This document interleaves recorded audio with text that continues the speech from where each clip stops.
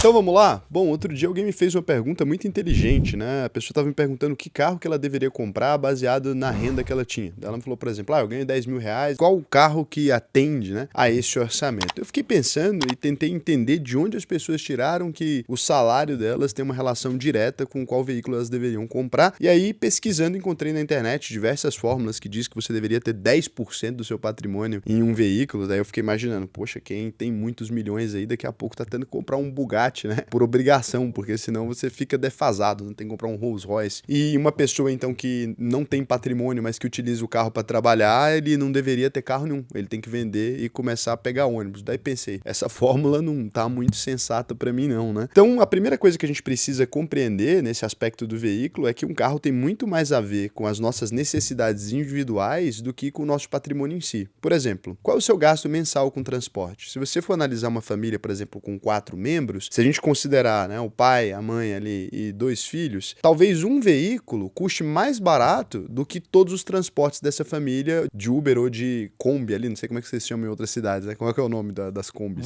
Van, ou de van para você ir para... Mostrei minha idade aqui agora. Ou de van para você ir para a escola dos 2 meninos. Porque, por exemplo, talvez um veículo só faça o pai conseguir deixar os meninos na escola, que é ali uma relação ainda que eles vão ter, deixar a mãe no trabalho e ele mesmo ir para o próprio trabalho, depois ele passa recolhendo todos aqueles e leva para o almoço. Então, ter esse veículo, por exemplo, poderia significar uma economia maior do que essa família toda transitando de Uber. Nesse caso, a gente vai dizer, se eles estão gastando, por exemplo, 2 mil reais de transporte mensal, e se eles fizessem um financiamento de um veículo, custaria, por exemplo, 1.600 com a manutenção já, qual faria mais sentido? Você vê que o financiamento, que não é uma boa ideia, para essa família, ele seria uma boa ideia. Então, quando a gente vai pensar nas condições de uma família ou de uma pessoa, a gente precisa entender qual é o gasto atual dessa pessoa com transporte. Para alguém que trabalha em home office e sei lá o quê, pode não justificar ter carro nenhum, né? Financeiramente, essa pessoa pode nem precisar de um veículo, e aí andar de Uber tá tudo bem. Então, qual que é o valor que ela deveria gastar com o carro? R$0. Enquanto uma família com mais membros ali pode se beneficiar muito de ter um veículo próprio, né? Enquanto algumas outras famílias ainda podem se beneficiar de ter 2 veículos, desde que eles morem, por exemplo, numa cidade como São Paulo, que muitas vezes é uma cidade que você tem rodízio de placa e uma série de outros fatores. Então, quando a gente vai pensar nesse tipo de coisa, a gente percebe que isso precisa ser muito mais individualizado do que essa comunicação que estão fazendo aí de maneira simplória. O que eu te diria para você fazer, então, partindo do pressuposto somente financeiro aqui? A primeira coisa que você vai fazer é calcular qual é o seu gasto hoje com transporte. Então, todas as vezes que você entrou num ônibus, todas as vezes que você entrou num carro ali, você vai calcular. Você vai calcular também se você tem fatores de risco para ter um transporte. Então é o seguinte, se você é uma pessoa que bebe, por exemplo, você precisa considerar que pode não ser conveniente para você adquirir um carro. Por quê? O seu gasto com transporte, ele vai ter uma economia, né? Mas você vai pegar esse carro para dirigir bêbado, para voltar do bar, por exemplo, então não vai resolver. Aí o que você tem que fazer? Você tem que colocar que você vai continuar pegando Uber pro bar. Então o seu gasto com transporte do Uber, ele tem que excluir o bar ali. Mas ninguém vai ao bar tantas vezes assim, você se surpreenderia com quantas pessoas têm o custo de transporte maior aí indo para bar, para festa, para show, esse tipo de coisa que não daria muitas vezes para essa pessoa ir de Uber. Fez essa planilha com os gastos reais que você tem do transporte e que seriam substituídos por um veículo, quanto que deu? Se esse valor é suficiente para comprar o veículo que você precisa, né? Então eu vou comprar um carro bem simplesinho, Raul, é uma coisa simplesmente para matar esse problema que está na minha vida, vou comprar um carro mais antigo, um Gol usado, né? 2014 ali, já com 10 anos de uso, nem PVA direito eu vou pagar, um carro velho, vou comprar aqui, vai me resolver o problema? Beleza, nesse caso já compensa comprar o veículo. Se você tem dinheiro e consegue fazer essa aquisição, já faz sentido você comprar o veículo. Não, Raul, meu caso é meio complicado, porque eu não tenho dinheiro, vou ter que dar entrada no veículo, etc. Agora você vai considerar aqui esses cálculos todos e vai ver ali quanto ficaria para pagar a parcela do veículo e vai incluir também os gastos com manutenção. Olha, se você tem um veículo aí que não é tão antigo, você precisa considerar que você vai ter que pagar o IPVA desse veículo, né? Vai depender do estado, mas assim, no mínimo 3, 4% aí do valor do veículo é o que você vai pagar mais ou menos. Raul, tem um estado que é diferente, que é ali. Pessoal, é isso aí na média, tá? E você vai ter um seguro aí que vai variar de 5 a 10% do valor desse veículo. Isso se você não for jovem, né? Se você for muito jovem, pode custar até mais caro que isso. E uma manutenção de 3 a 5% do custo desse veículo. Colocou isso na planilha, você vai saber quanto você vai gastar com o veículo. Então, além de comprar o carro, além de pagar gasolina, eu vou ter todos esses custos. Incluiu esses custos, fez tudo legal, fez essa conta bacana, você pode chegar aí no cálculo que você vai precisar para manter esse veículo. Beleza. Tem o dinheiro, considerei o financiamento, se eu estou considerando ele substituir o Uber, né? Muitas vezes pode compensar. Não é em todos os casos, mas vai ter casos que vai compensar. Não adianta a gente mentir isso. Vou pagar juros, vou comprar 2 carros, seria muito melhor comprar à vista. Sim, mas tem pessoas que ela vai pagar mais barato se ela tiver o veículo, gente. A gente não pode negligenciar esse fator. Então, fez isso, fez a conta toda. O que você vai fazer agora se você quiser tomar uma decisão financeira saudável? A partir daqui, você vai isolar esse valor do seu salário antes de ir lá e comprar. Então, o que você vai fazer? Poxa, eu vou testar aqui, todas essas contas deu R$2.000. Eu vou testar aqui como é viver no meu orçamento sem esses R$2.000 aqui por alguns meses. E aí você faz essa conta. Se o número, obviamente, for menor do que o que você já gasta, gente, aí você está tomando uma decisão financeira econômica, óbvio. Pode fazer na hora, né? Se o número for menor do que eu já gasto, já está testado o meu orçamento. Eu vou diminuir um custo e vou ganhar dinheiro. Não tem matemática que faça uma situação onde você ganha dinheiro ser pior, né? Desde que você esteja fazendo seguro e tudo, porque tem como ficar pior se você bater o carro, por exemplo, e não tiver um seguro alguma coisa. Então, fez isso tudo, tá tudo ok, você pode revisitar essa decisão periodicamente para tomar a decisão de vender o carro ou não, se você mudou de casa, se você mudou para mais próximo do trabalho, que é uma conta que eu também faria. Às vezes, em vez de eu gastar R$2.000 com um carro para passar uma hora no trânsito, eu pego esses R$2.000 e incremento no meu aluguel. Casé, por exemplo, tomou essa decisão financeira, vendeu o carro dele, que dava muita alegria pra gente, inclusive, que muita carona eu peguei naquele veículo. Ali a gente tinha história naquele carro, inclusive, nem devia ter vendido. Mas ele mudou aqui pra frente da empresa. Daí ele faz academia aqui perto, na frente da empresa, vai sair, né, pra fazer uma baguncinha, fazer um amor livre, vai ali e já pede pra pessoa dar uma carona pra ele. Já ia sair de Uber também, porque é bebê? Eu já vi você se levar de carona. Eu vou admitir isso? aqui que Quando? o Casé já vi Era pegar Uber. carona até em Porsche. Era Uber Uber de Porsche que Era foi te Uber. buscar. Então, é essa coisa toda. Então, ali, o rapaz, ele tá vivendo bem e conseguiu substituir tudo isso. Por quê? Porque você economiza horas de vida. Sabe? Porque quanto você gastava antes no trânsito? Tempo? Não De só tempo, dinheiro. 1 hora. Uma Pra ir e hora, pra voltar. Mais o dinheiro. Compensou muito mais você morar aqui. Sim, financeiramente. 2 horas a mais de vida e ainda compensou financeiramente. Então pensa, às vezes você quer esse carro pra quê, né? Então reflete isso, né? Apesar que a juventude hoje já tá um pouco mais livre disso, mas assim, o pessoal mais da minha idade, a gente tem um apego no veículo, né? Aí você pode fazer esse teste e revisitar periodicamente essa decisão, ver se tá sendo mais inteligente. Na hora que vence o contrato do aluguel, será que não era hora de eu mudar? A hora que tá ali pra trocar de carro, muitas vezes, ou quando acaba esse financiamento, será que não era hora de eu vender esse carro, botar esse dinheiro no investimento, fazer alguma coisa? Dá uma olhada nisso e não fica trocando de carro direto. Agora, se você está investindo 25% daquilo que você ganha, tá sobrando dinheiro pra você viver legal e você tem uma tara, não tem problema. Tem gente que fala assim, Raul, cara, o que eu quero? Eu quero um muscle car. Eu sou um cara que eu preciso ter um carrão. Quando eu tô numa BMW 320i, eu sinto até que eu ganho 2 centímetros a mais no meu membro, né? Ou eu sou uma mulher, Raul, eu me sinto poderosa quando eu desço no shopping de óculos e deixo meu carro no valet. Pra mim é a alegria da minha vida. Não tem problema. Você foi criado na sociedade de consumo, eu também. A gente tem as coisas ali que a gente quer consumir. Nesse caso, se você já investe os 25%, etc. Se você vai comprar o carro à vista, pode comprar sem remorso. Você tem dinheiro para manter esse carro sem afetar esses 25% do seu investimento e o restante do seu custo de vida? Você não vai passar fome, não vai dificultar demais a sua vida financeira? Pode ir lá e pode comprar.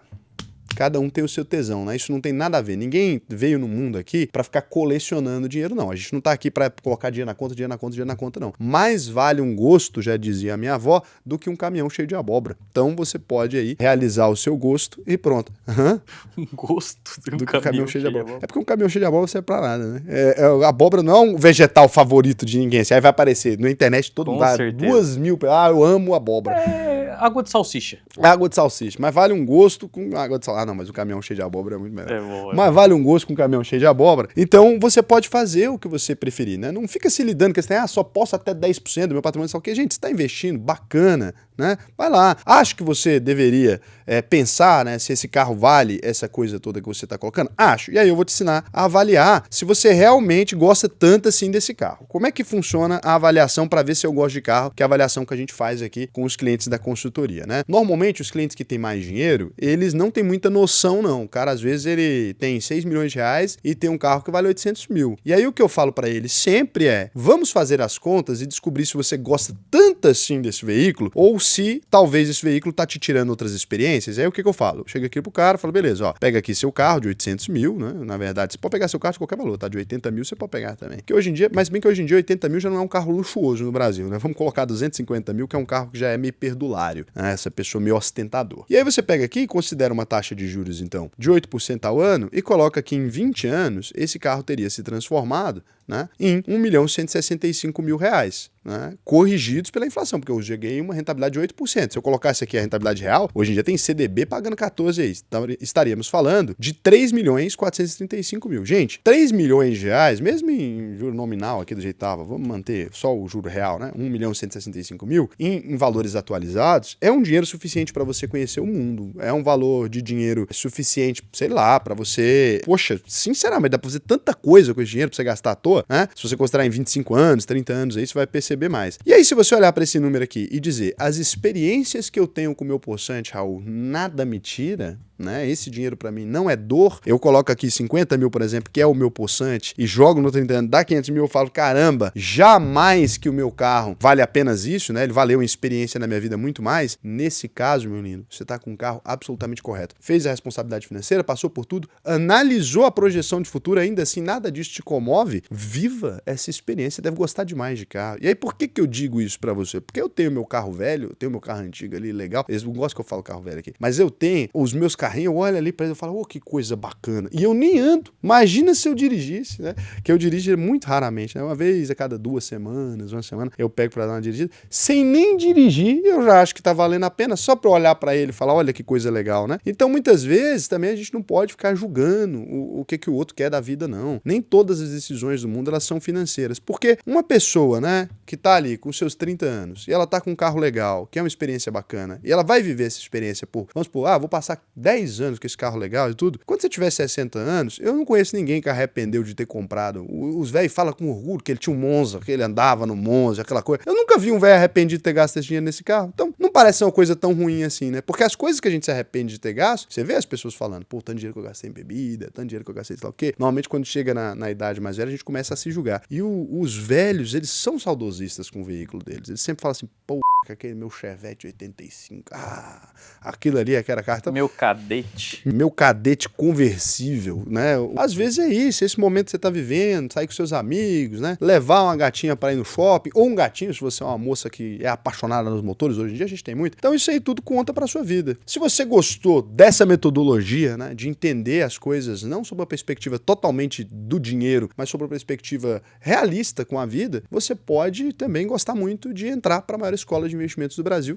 que é a UVP. Você pode ir aqui, clicar no botão Faça sua análise de perfil, preencher aqui o questionário tranquilo, e o que você vai descobrir? Que no final desse questionário um ser humano vai falar com você e vai ser um prazer para a gente te ensinar a investir no Brasil e no mundo inteiro. Lembrando, né? A UVP conserva o compromisso aí, a primeira e única escola de investimentos do Brasil a conservar esse compromisso de garantia irrestrita. O que é isso? Você concluiu a UVP, assistiu todas as aulas, emitiu seu certificado. Cheguei no final, Raul, não funcionou para mim, essa metodologia não é a que está certa e tal, eu devolvo 100% do seu dinheiro. É isso, realmente, de fato, devolvo 100% do seu dinheiro na sua conta depois da conclusão do curso. Pode pesquisar a gente em qualquer lugar, não tem nenhum processo por isso, né? Imagina, eu falo isso aqui há 5 anos, vai lá, você já teria um processo judicial feito contra mim se eu estivesse mentindo sobre isso. A gente nunca respondeu nada sobre isso, por quê? Porque a gente devolve mesmo integralmente, não tem problema nenhum com isso. Então, por isso, a gente se reserva também o direito de escolher bem os nossos alunos, vai ter acesso à nossa plataforma de investimento no Brasil e no exterior e a toda a metodologia da UVP, que inclusive está passando por melhorias esse ano. Cara, tanta coisa bacana que a gente tem, né?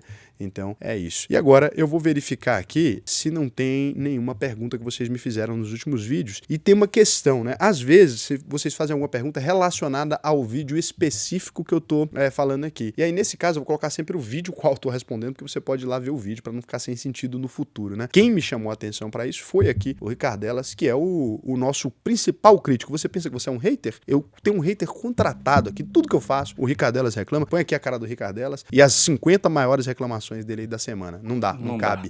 Não cabe. Ele fala por 3 horas todos os dias no meu ouvido, no do Cazé e em toda a nossa equipe. Ninguém aqui gosta dele. A gente mantém ele aqui simplesmente por essa necessidade. Brincadeira, Ricardelas. Te amo. Inclusive, Ricardelas, que é o sobrenome delas, né?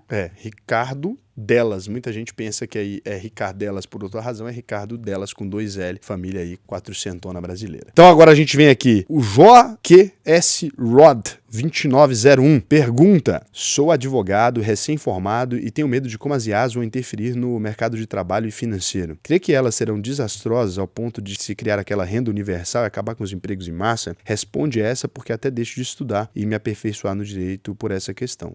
Primeira coisa que você nunca deve fazer na sua vida, vida, né? Tomar suas decisões de como você vai viver sua vida com base em futurologia. Porque se você for viver assim, imagina, Raul, sabendo que aos 80 e poucos anos eu posso deixar de existir, não compensa viver. Não faz nenhum sentido esse racional, né? Isso aí vai te prejudicar bastante. Deixa de ansiedade. Eu acho que as IAs, agora, por exemplo, que o Trump anunciou 500 bilhões de dólares de investimento em IAs, eu acredito que elas vão interferir em todos os mercados de trabalho, mas muito mais no sentido de aprimorar, né, os profissionais e servir como recurso do que de desemprego em massa, porque existem coisas que não vão ser feitas por IA, né? A gente não vai criar os tribunal da IA que agora vai julgar no lugar dos juízes. Acho difícil, até porque isso legalmente nem passaria. Então, duvido muito. A advocacia não é sobre o fato, né? Ela é muito mais sobre a forma como se argumenta e sobre quem argumenta. Então, Interpretação, né? É uma interpretação da lei, né? E isso uma IA não pode fazer, porque o IA é muito objetiva. Acredito que vai ajudar bastante na sua profissão e você vai trabalhar cada vez menos. Os advogados vão ter um trabalho menos braçal, né? Uma leitura mais rápida dos processos, os juízes também vão conseguir tomar essas decisões um pouco mais embasadas, porque muitas vezes esse juridiquês que vocês utilizam para redigir, etc., isso atrapalha demais. Acho que a gente vai conseguir enxugar esse tipo de coisa com a IA. O Romário Sard 3 fez uma pergunta interessante. Boa noite, Raul. Estou analisando a empresa Auren Energia há mais de 6 meses e vi que ela tem bons fundamentos, porém gostaria de sua opinião sobre ela. Fez um bom negócio a comprar? Vamos lá na analítica, Auren, né?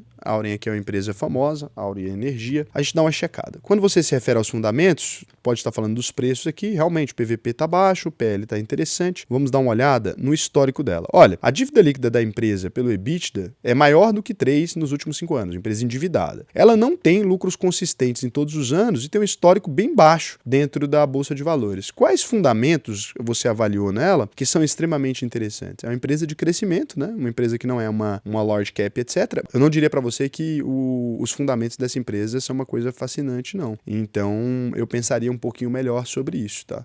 Fica aí a minha informação. Avaliaria melhor o que você considera muitas vezes bons fundamentos. Porque, às vezes, a gente considera bons fundamentos não porque a empresa de fato seja boa, né? Mas muito porque a gente já decidiu que queria comprá-la. Então, eu evito esse tipo de coisa. Beleza? Abração. Até amanhã. Tomem sol e evitem opiniões polêmicas.